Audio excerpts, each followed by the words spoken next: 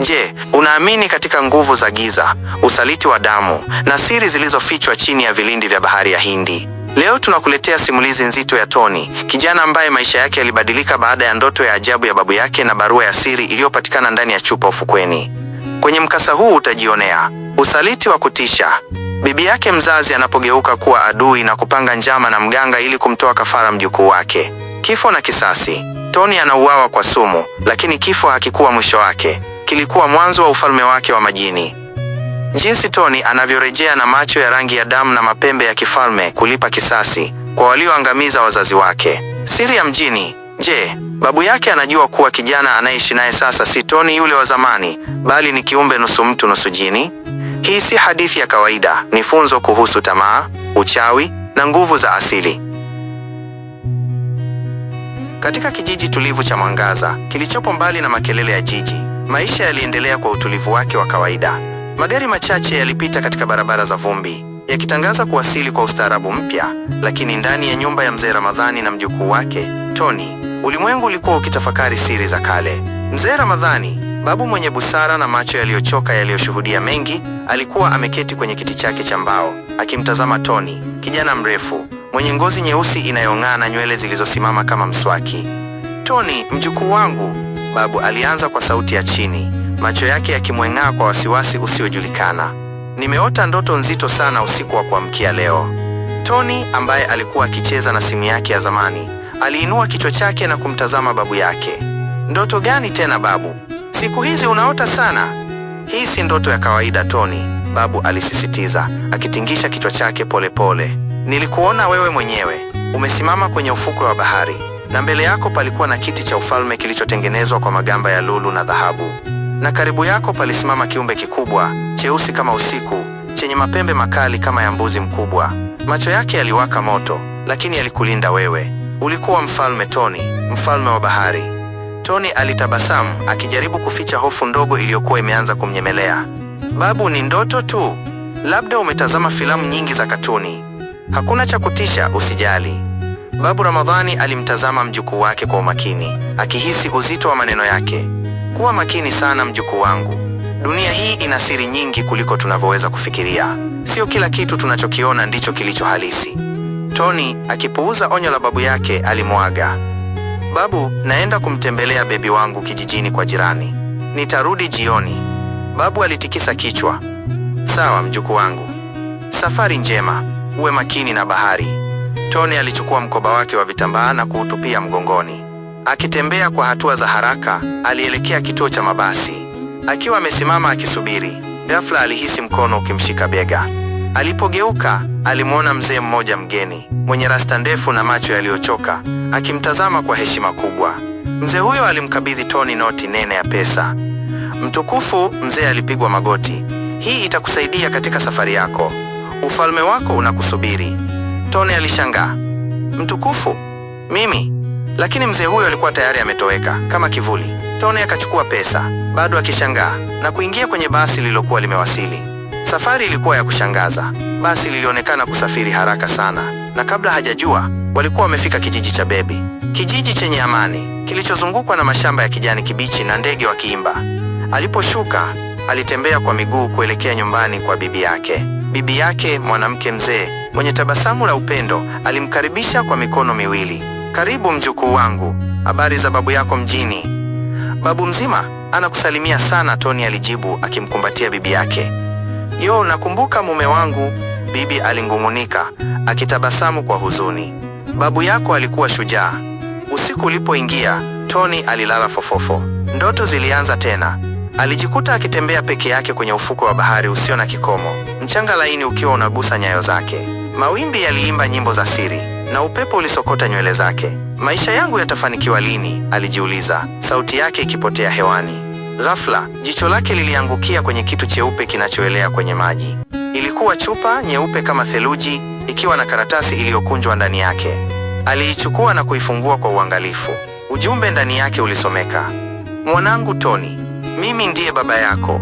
Mahali ulipo sasa, wewe ni nusu jini, nusu binadamu. Nilimwacha baba yangu, ambaye ndiye babu yako, akukulee. Sasa nimefurahi wewe kurejea kijiji ulichozaliwa. Usiogope, wewe ni mfalme wa chini ya bahari." utakuwa na kiumbe mwenye pembe kama mbuzi mweusi, atakaye kuchukua na kukupatia chochote unachokihitaji. Tony alishtuka na kuketi kitandani, akiharakisha kupumua, mapigo ya moyo yakigonga kwa kasi masikioni mwake. Jasho lilimtoka jingi usoni, na picha za kiumbe chenye pembe na kiti cha ufalme chini ya bahari zilimtishia akilini. Haiwezekani, ni ndoto tu, alijaribu kujitongoea, lakini sauti yake ilitetemeka. Bibi yake aliposikia makelele yake alikuja mbio chumbani. Tony, mjukuu wangu, umepatwa na nini? Tony alijifungua kifua chake, akimwambia bibi yake ndoto nzima, akisisitiza juu ya barua kutoka kwa baba yake, kiumbe chenye pembe na ufalme wa chini ya bahari. Bibi yake alikaa kimya akimsikiliza kwa umakini. Moyoni mwake, hofu kubwa ilianza kujitenga, lakini alijaribu kuificha isionekane usoni mwake. Alijua uzito wa maneno ya Tony, na siri iliyokuwa imezikwa kwa miaka mingi ilianza kufumuka. Ni ndoto tu mjukuu wangu, bibi alimwambia, akipapasa kichwa chake. Usijali sana, labda umetoka safari ndefu ndo maana unaota vitu vya ajabu. Aliondoka chumbani, lakini hakuenda mbali. Badala yake, alichukua njia ya mkato kuelekea kibanda cha mganga wa kijiji. Mganga Kilemile, mzee mrefu mwenye macho mekundu na mikono iliyorembwa kwa hirizi za mifupa, alimkaribisha bibi ndani ya kibanda chake chenye moshi na harufu kali ya mitishamba. Bibi alimsimulia mganga Kilemile kila kitu, kutoka ndoto ya babu hadi ndoto ya Tony na barua ya siri. Mganga alisikiliza kwa umakini mkubwa, macho yake yakimwangaza kwa matumaini na hofu. Bibi, mganga alinguruma, sauti yake ikitisha. Huyu kijana si wa kawaida. Yeye ni nusu binadamu, nusu jini, na amepewa uwezo wa kifalme chini ya bahari. Ikiwa atashika fimbo ya ufalme, ataweza kujua siri zote za ulimwengu huu, ikiwemo siri ya mauaji ya wazazi wake. Sisi, katika kijiji hiki, ndio tuliohusika na kifo chao miaka mingi iliyopita. Hatuna budi, lazima tumalize kabla hajagundua ukweli. Bibi alikubali kwa kichwa. Usijali mganga, nitahakikisha amekufa. Mganga alimpa bibi chupa ndogo iliyojaa kioevu cheusi. Huu ni sumu kali, mpe kwenye chakula chake leo. Atafariki usingizini na siri yetu itabaki salama. Bibi alirudi nyumbani, moyo wake ukiwa mzito kwa hatia na hofu. Alimpigia Tony simu wakati akiandaa chakula cha jioni. Tony alipokuwa akila, bibi alichukua fursa hiyo na kumwagia sumu yote kwenye sahani yake. Tony, bila kujua chochote, aliendelea kula. Ghafla, alihisi maumivu makali tumboni. Bibi, tumbo linauma sana. Bibi alimwambia, ngoja nikuletee maji. Akiondoka jikoni, alimwacha Tony akishika tumbo lake. Maumivu yaliongezeka, na kabla hajachukua hatua yoyote, Tony alizima na kuanguka chini, roho yake ikimtoka. Asubuhi iliyofuata, majirani walishangazwa na taarifa za kifo cha ghafla cha Tony. Walimsaidia bibi yake katika shughuli za mazishi, na Tony akazikwa kwenye makaburi ya kijiji. Bibi alionekana akilia machozi ya mamba, akificha ushindi wake wa giza. Lakini amani ya bibi haikudumu. Siku chache baada ya mazishi, alipoingia chumbani kwake usiku, alisikia sauti ikimuita kwa jina, ikitoka gizani. Bibi, sauti hiyo ilikuwa ya Tony. Alishtuka na kukimbia nje ya nyumba yake, akiongozwa na hofu isiyoelezeka. Alirudi kwa mganga, akimwambia amemwona Tony. Mganga alicheka kwa dhihaka. Haiwezekani, mtu aliyekufa hawezi kurudi. Labda ni mizimu ya kawaida. Lakini usiku huo huo, mganga Kilemile aliposikia sauti ikimuita kwa jina lake, alishtuka kumwona Tony akisimama mbele yake. Macho yake yalikuwa mekundu kama damu, na pembe kubwa zilichomoza kichwani mwake. Uso wake ulikuwa umebadilika, ukionyesha ghadhabu na kisasi. Kweli sijawahi kumwona shetani, leo nimemwona. Mganga alipayuka kwa hofu, akijaribu kukimbia, lakini Tony alikuwa haraka kuliko yeye. Tony alimshika mganga, na kiumbe chake chenye pembe kilianza kumlaani. Asubuhi, habari za kifo cha kutisha cha mganga Kilemile zilisambaa kijijini. Bibi alijua bila shaka kuwa huyo alikuwa Tony, mjukuu wake aliyemuua. Bibi alijikuta ghafla amezungukwa na kuta za giza ambazo hazina mwisho. Hewa ilikuwa na harufu ya chumvi ya bahari na damu. Mbele yake, kwenye kiti kikubwa cha enzi kilichochongwa kwa mifupa ya viumbe wa kale, alikaa Tony. Lakini hakuwa Tony yule mjukuu wake mpole. Huyu alikuwa na mapembe marefu meusi, macho yanayowaka kama makaa ya moto, na ngozi iliyopambwa na magamba ya kifalme. Nimejua kila kitu bibi, Tony alinguruma, sauti yake ikitetemesha ulimwengu ule wa giza. Wewe na mganga mliyetoa kafara maisha ya mama yangu na baba yangu ili mpate utajiri wa kijiji hiki.